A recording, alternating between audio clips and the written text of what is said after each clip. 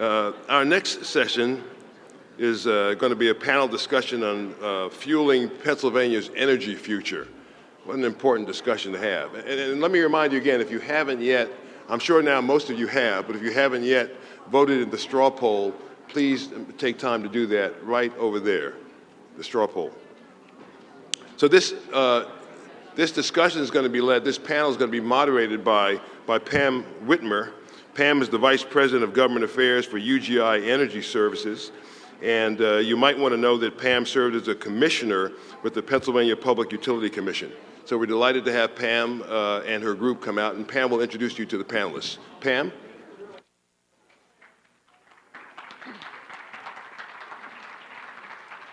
Thank you. You want us over here, right? Okay.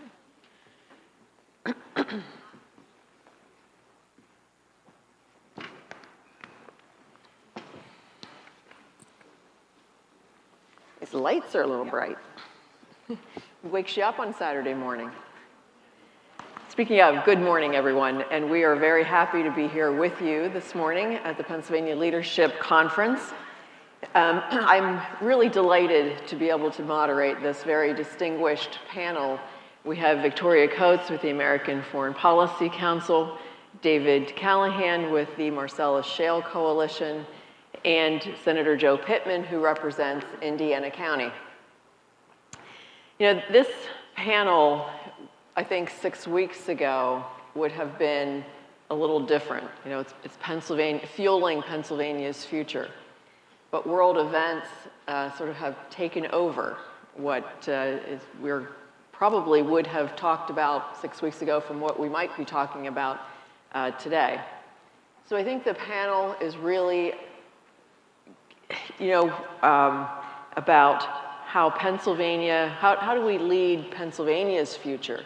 How do we lead our country's future?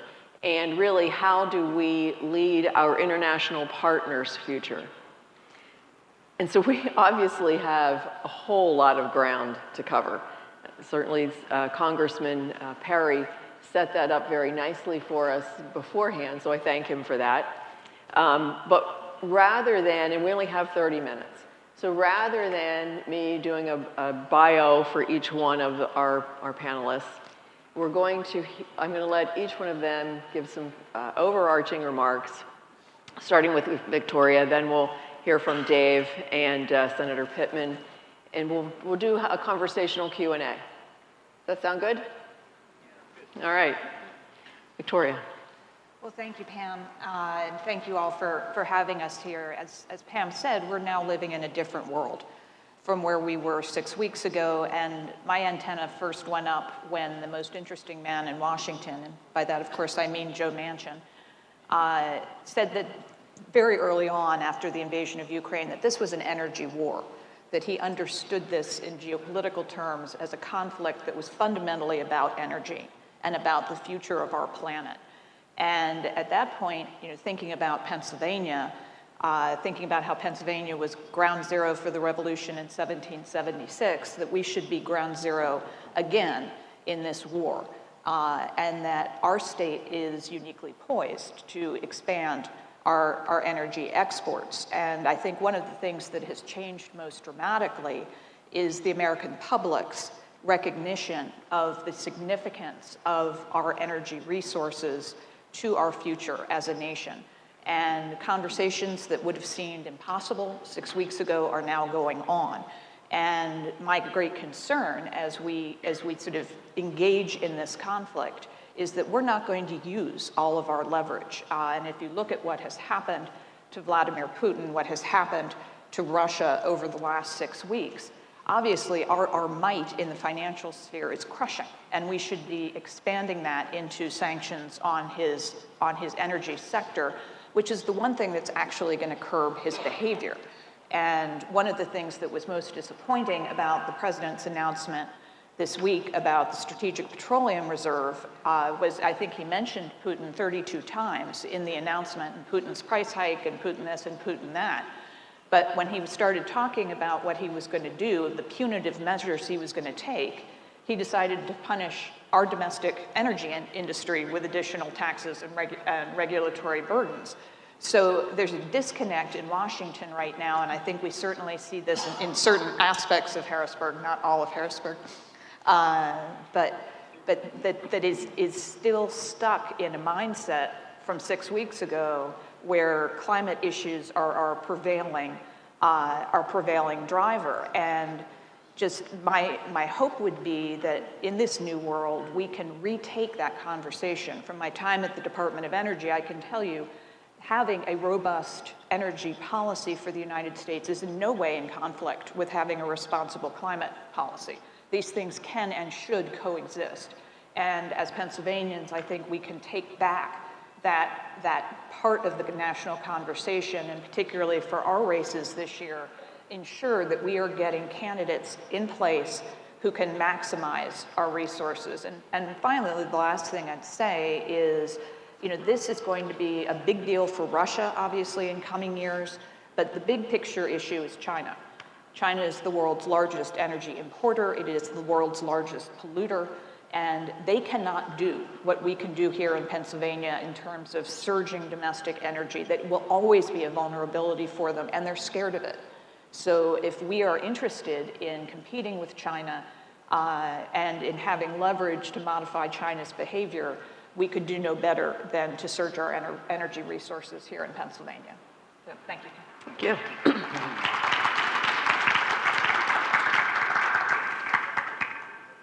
Thank you, Pam, and thank you to the organizers and attendees of this fine event as well. As Pam mentioned, I'm Dave Callahan, president of the Marcellus Shale Coalition. We're a statewide trade association representing basically every element of the value chain that produces and delivers natural gas here and in Appalachia as well. I mentioned Appalachia because together with our neighbors in Ohio and West Virginia, this is the #1 producing region in the entire country, the #1 producing region of natural gas.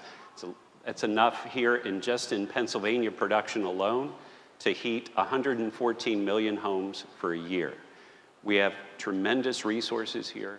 We have tremendous workers. The men and women in the industry work hard day in and day out to produce and deliver the natural gas that we need, again, to power the future here in Pennsylvania and the world.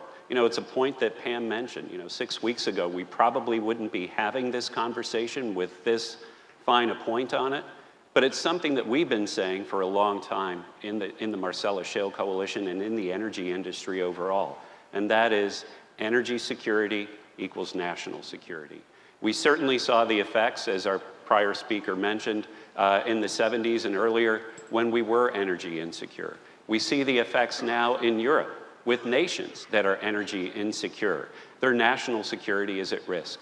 We have the obligation here to help our allies. We have the obligation to help them break the grip of Russian supplies of natural gas. And we have more than enough supplies here to not only meet energy demands here at home, but to help our allies abroad.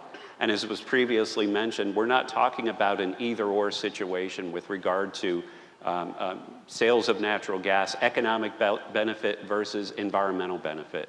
The environmental benefits of this tremendous resource just can't be beat. Thanks to the increased use of natural gas, we've seen pronounced decrease in CO2 emissions in not just Pennsylvania, but this country. And so when you look at what our European allies are getting when they get American-made natural gas, they're getting a net environmental benefit as well. Senator. Pam, thank you. Good morning, everybody. I'm State Senator Joe Pittman. I represent all of Armstrong and Indiana County, as well as parts of Butler and Westmoreland counties. The district I represent has the capacity to produce 6,000 megawatts of electricity. And when you look at the fact that Pennsylvania is the largest exporter of electricity of any other state in this union, that makes us the keystone state whenever it comes to the production of electricity. And we need to embrace it. Unfortunately, right now we have a governor who thankfully is 9 months away from leaving office, but he continues to do as much damage as possible on his way out the door. And rather than embracing our energy abilities, he has pushed them aside. And it's been a travesty.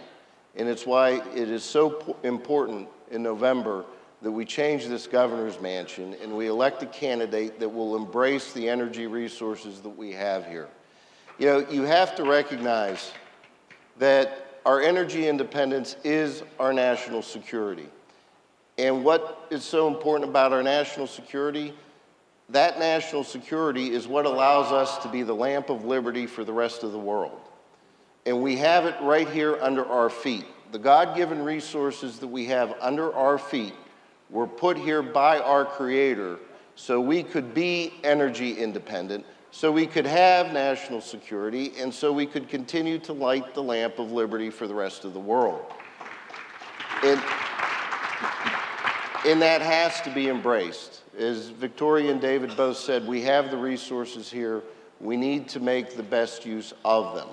And that's why it's so important for us to have this conversation. As Pam said 6 weeks ago, this conversation would not have had the intensity that it needs to have today, because it's so vitally important to really having freedom across this globe.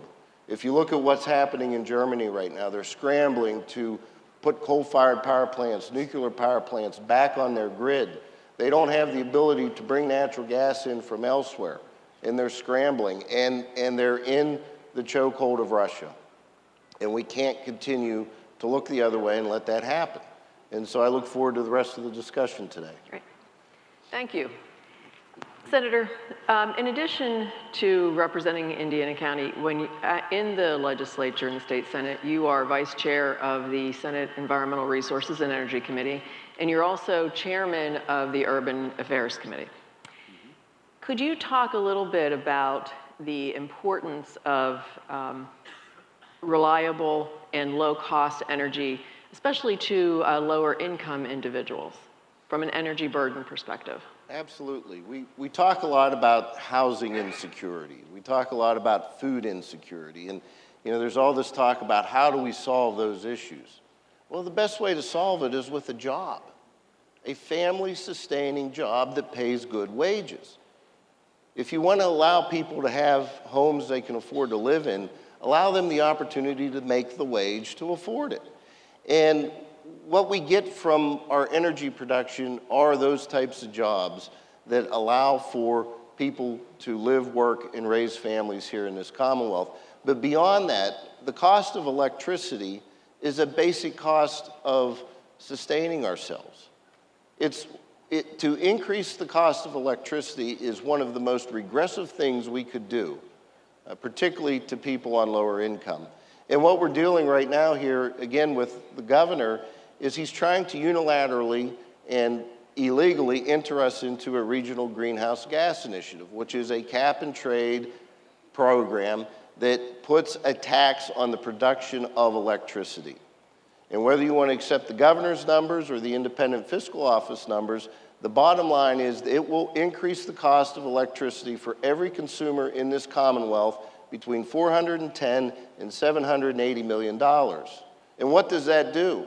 That further feeds into the issues of housing and being able to afford your home, to be able to afford to put food on the table. And it is just such an oddity to me as chair of the Urban Affairs and Housing Committee to hear so much about the need for affordable housing on one hand, but then sit on the Environmental Resources and Energy Committee and hear about how increasing the cost of electricity by just a few bucks a month is no big deal. Well, to a lot of people, it is a big deal. Absolutely. Thank you. I think this is something that I would throw out to all of our panelists. You know, we have energy, we know, is the building block for so many of the different products that we have. How do you see, and again, this goes toward fueling our future, both domestically as well as internationally. What do you see as some of the roadblocks or opportunities that might be out there to utilize energy to advance economically? I'll jump in. I'd like to focus on the positive first. Again, we have a tremendous resource here. And as Pam mentioned, these products that we're producing here from the Marcellus and Utica shales They're vital for our very existence. Along with the actual energy itself come other hydrocarbons that are the building blocks for many of the products that we use in our daily lives. I see a number of you have drink cups, you're looking at your phones, the badges that you have here. You know, the medical world would not be the same. I was speaking with Representative Rapp here earlier, chairman of the House Health Committee. The medical field would not exist in the state that it is today without the use of products that are manufactured from natural gas and oil, hydrocarbon products.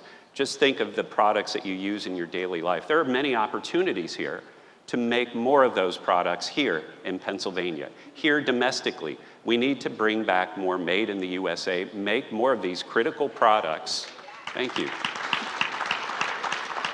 Make more of these critical products, and for Pennsylvania, take advantage of our tremendous labor pool, take advantage of our tremendous geographical position as the Keystone State, and bring back those manufacturing jobs to Pennsylvania. I guess I'd take it in a slightly different direction. I echo everything that Dave said. I've been thinking a lot about our Strategic Petroleum Reserve this week, obviously, because it was the center of the president's announcement. And how we actually should be using an asset like that and assets like Pennsylvania's energy resources. SPR is not a piggy bank to be used to adjust prices. It's a defensive mechanism for a consuming nation. That's why it was established in the 70s after the Arab oil embargo. But now we're not a consumer anymore. We are a producing nation, and we need to embrace that status, both as the state of Pennsylvania and as the country of the United States. And what we could do with that, rather than try to, score political points in an election year, is we could use the SPR strategically. When I was at the Department of Energy in 2020, the president called when the prices went negative and asked my secretary to start buying everything he could find. And that this would be both a strategic investment, but also a way to support our domestic industry in a terrible time. And the Congress celebrated the fact that they would not give us the money. Chuck Schumer is on the record celebrating that. We would have made $9 billion for the taxpayers had we bought what the president instructed us to buy in April of 2020. So I think in terms of Pam's question, we need a total reset of the way we approach this. To use it strategically internationally to further our national security. Not to be Debbie Downer, but I'm going to right now.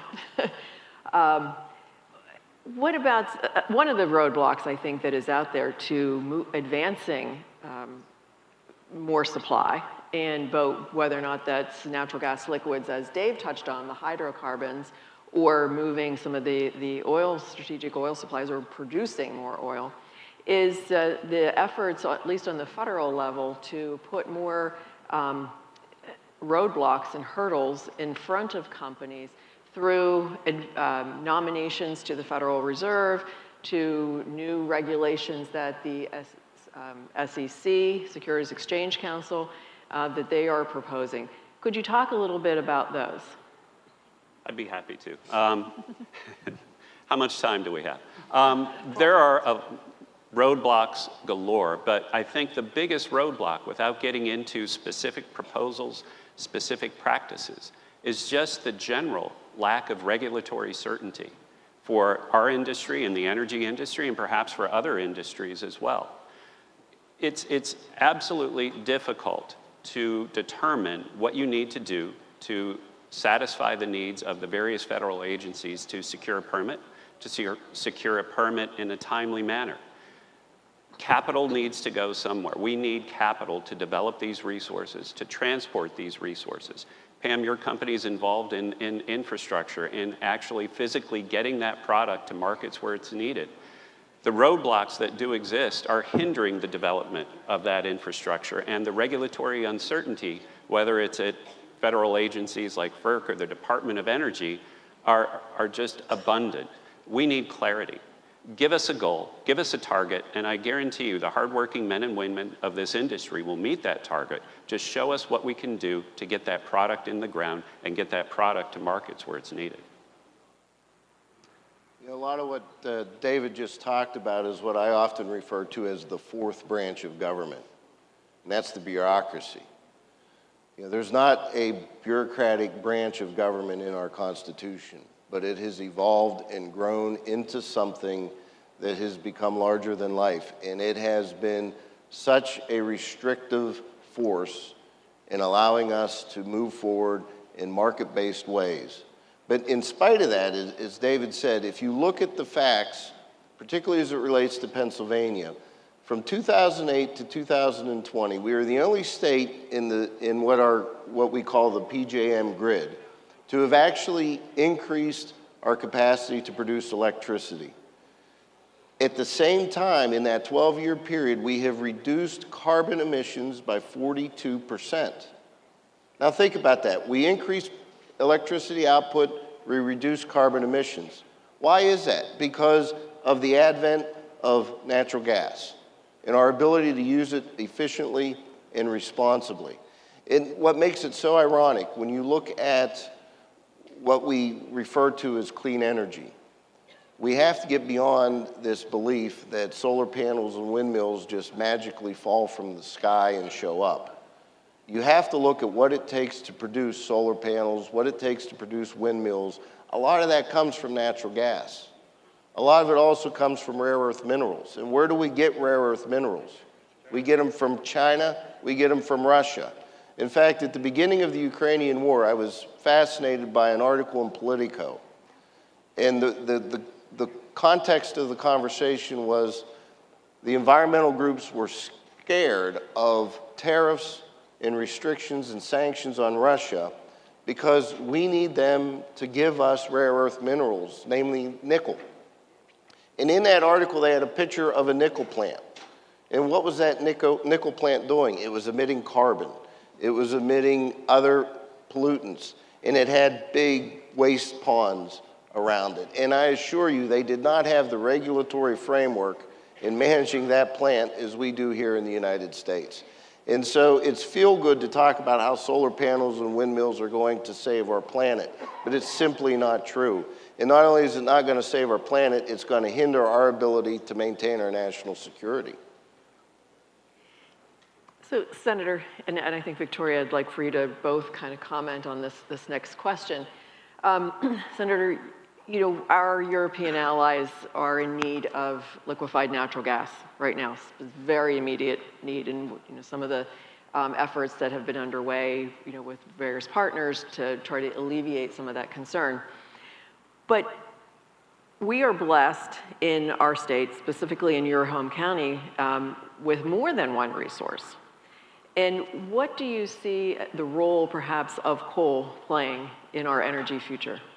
Well, I think coal continues to have an important role in our energy future. And if you look at our power grid, there are only two sources of electricity that can adapt with demand, and that's natural gas and coal. Those are the only two sources that can manage high demand. And as natural gas prices increase, which they have over the last year, particularly over the last 6 weeks, coal then becomes more relevant and more important to the grid. But the challenge is we have to maintain a supply chain. And just like anything else, you don't open a coal mine overnight. But we need that diverse portfolio to be part of our grid. And what concerns me is if, for example, you wipe coal off the map, then natural gas is the only power source that can adapt to the grid. And you have to look at the magnitudes. For example, the 3 coal-fired power plants that I represent, if you were to eliminate them and replace them with solar panels, assuming we have sunny days, you would have to consume 480 square miles of land. That's twice the size of Philadelphia. So, you know, the governor, he wants Reggie, and he wants the money from Reggie, and he wants to do good things in communities. He wants to fix my communities. But the reality is if you want to take my coal-fired power plants off the grid, then be prepared for the consequences. I don't know, what are we going to do, demo Philly? Make it a solar farm? But seriously, that's an Alice in Wonderland mentality. And I say that only to underscore that there are real-world consequences to the decisions we make when it comes to our power grid. Otherwise, I'll just take the Liberty Bell back home, so. I think just picking up on what the senator said, I think the Alice in Wonderland mentality is deeply dangerous. And one of the things that struck me in terms of coal this fall when we had the European energy crisis, which predated the Ukraine invasion, sorry, President Biden, you had the disconnect of Boris Johnson both hosting the Glasgow UN Climate Festival, for want of a better word, while he was calling up the French to get them to fire up one of his shuttered coal plants because he desperately needed more electricity. And I think that disconnect between rhetoric and aspirations and then hard, cold reality was one of the things Vladimir Putin was watching very, very closely when he started to change his calculus about invading Ukraine. He saw the West as feckless and Alice in Wonderland-like rather than serious. And so I do think we have to take these decisions extremely seriously and look for as diverse a base as possible, and that does include clean, modern coal.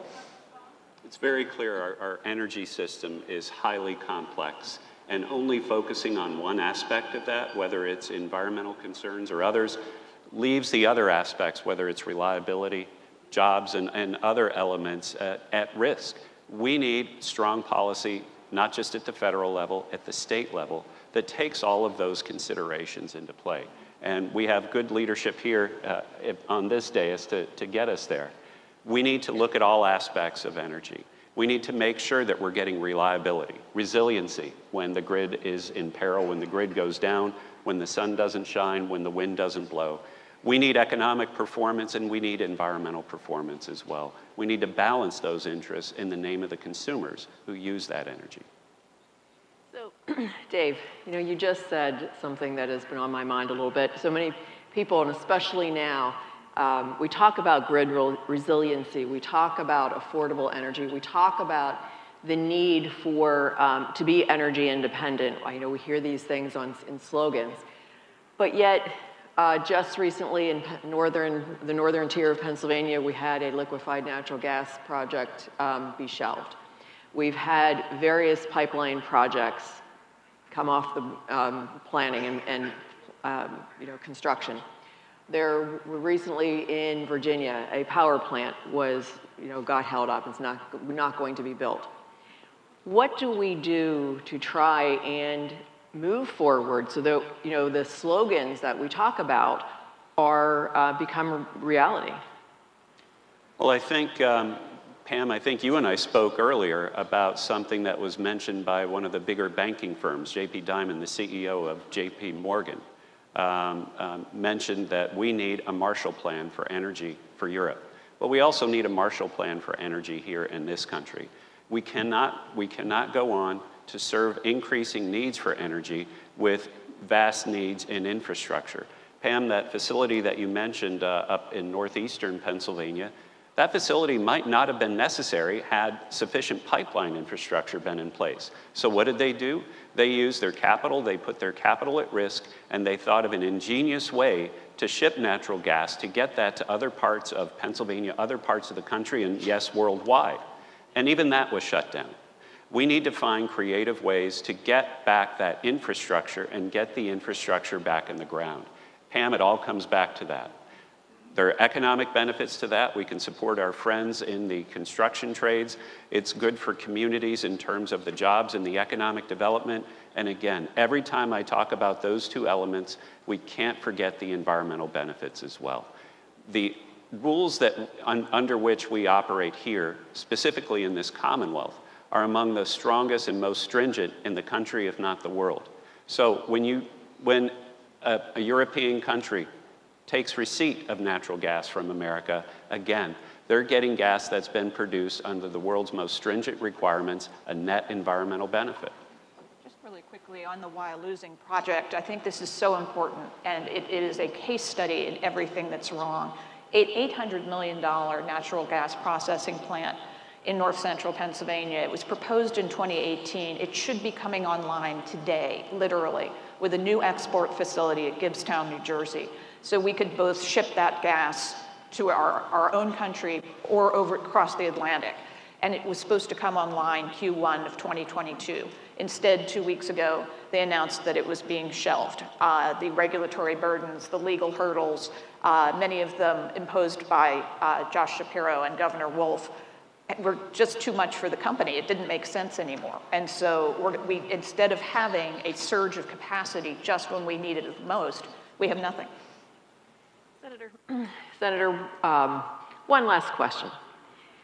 If you had the proverbial magic wand, what's the one thing that you would do that would really incent and move the industry forward so that we could, in fact, continue, as my company has been doing for 140 years, fueling Pennsylvania, fueling our country, and fueling our partners internationally? If I could do one thing, it would make our friends on the other side of the aisle recognize reality. And recognizing the reality of what it takes to keep the lights on, to keep us warm, and to keep us cool. You know, I've grown up in Armstrong and Indiana County my entire life. I love our communities. And I have seen and witnessed the scars of coal mines and gas well drilling. And there are environmental impacts. But you know what I've also seen? I've seen our ability to produce energy evolve. I represent the largest waste coal power plant in the world. And you know what that plant does? It chews up bony piles. Bony piles that cause acid mine drainage into our streams. It cleans those up, it takes them away, and it returns our streams back to something that we can be proud of. I've seen our coal plants evolve. When they were built 50 years ago, the coal mine was across the street. They brought the coal out of the ground, they dumped it in the boiler, and they burned it. What have they done since? They've put in rail lines to reduce emissions from truck transportation. They've put on scrubbers to reduce emissions.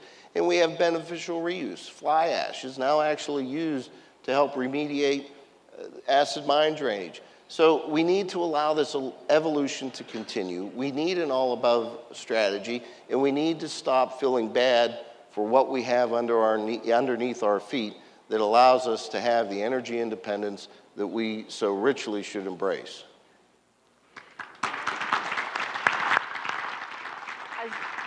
As you can see, there is a lot to unpack on the topic of energy. So take just 1 second and help me thank our panelists for giving us a little bit of information this morning.